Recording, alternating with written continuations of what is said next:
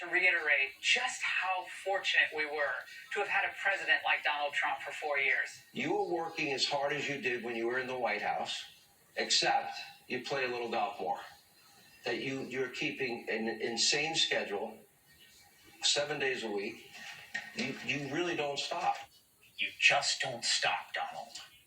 You've heard the term rhinos, right? Republicans in name only. It's a common epithet Trump uses to attack Republicans who are not sufficiently groveling like those two are towards him. Well, tonight we've coined a new phrase for those people who go on TV and suck up to Trump night after night, debasing themselves in increasingly humiliating and cringe-inducing ways, but behind the scenes loathe and badmouth him to everyone. They are tacos, Trumpers on camera only. It's pronounced with a short O. Now, you may recall a few weeks ago, two Fox News contributors abruptly resigned their positions, citing host Tucker Carlson's conspiracy-laced special about the January 6th insurrection. The two men quit their lucrative TV contracts rather than remain complicit in the network's ongoing disinformation campaigns. Now, one of them, Jonah Goldberg, is out with a new piece explaining his departure, which lays the blame on Fox personalities who privately disparaged Trump while publicly singing his praises. I quote him here. I know that a huge share of the people you saw on TV praising Trump were being dishonest. I don't merely suspect it. I know it because they would say one thing to my face or in my presence and another thing when the cameras and microphones were flipped on.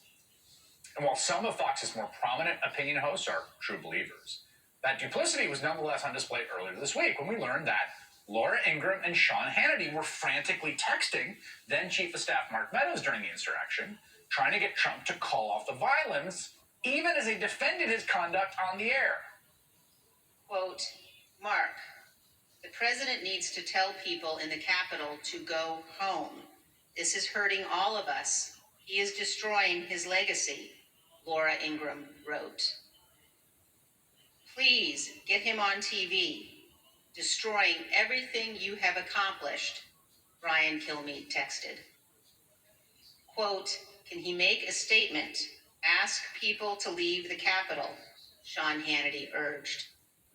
Now that really craven, duplicitous, have-it-both-ways attitude extends all the way to the top of the Republican Party. For instance, Senate Minority Leader Mitch McConnell, who both reporting suggests and just, my hunches, I think I have a nagging feeling is a taco who privately loathes the former president.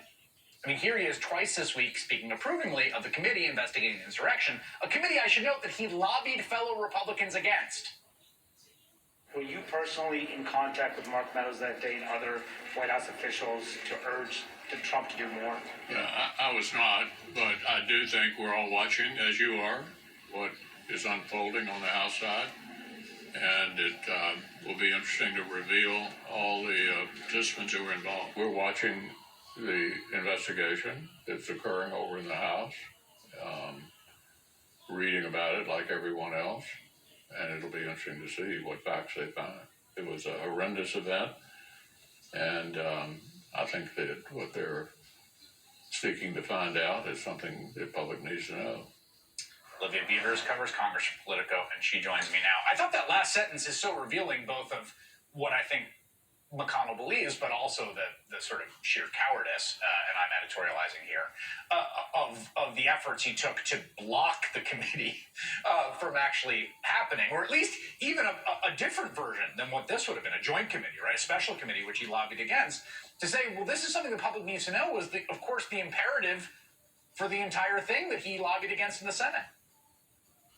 Exactly. Well, the bipartisan commission, it had a lot more support in the House and more generally by Republicans than the one that we're seeing with this January 6th committee. But what's interesting is his new take, as he pointed out. He was against the commission, and we understand that this is because he didn't want something coming out during an election where Republicans were forced to be responding to Trump constantly. But now that this committee is doing the work anyway, he's saying, yes, of course you want to know. And we do know that Mitch McConnell was very angry at Donald Trump after January 6th. And so this is sort of his way of lending credence with his suggestions that he wants to know what's coming out, even if he did not want responsibility for what was going to come out of the commission if Senate Republicans supported it. Yeah, I mean, McConnell strikes me. I found the Jonah Goldberg piece refreshing because he just says something that I think everyone knows in Washington, which is that a huge swath of Republicans and conservatives talk all kinds of trash behind the scenes about Donald Trump, who they think is a buffoon and an idiot and a menace and a million other things, and then come before the cameras and they kiss up to him. And that's not just true of Fox News personalities. It's true of members of Congress and members of the U.S. Senate. Like 100% true. And I know that you have been a party to that, I am sure, as everyone in Washington has been. Yes, I mean, I talk to Republicans all the time. It's part of my job. And they say things privately that are wholly different publicly. Why? They don't want to incur the wrath of Donald Trump. They don't want the entire party apparatus to turn against them. They don't want to have a primary opponent.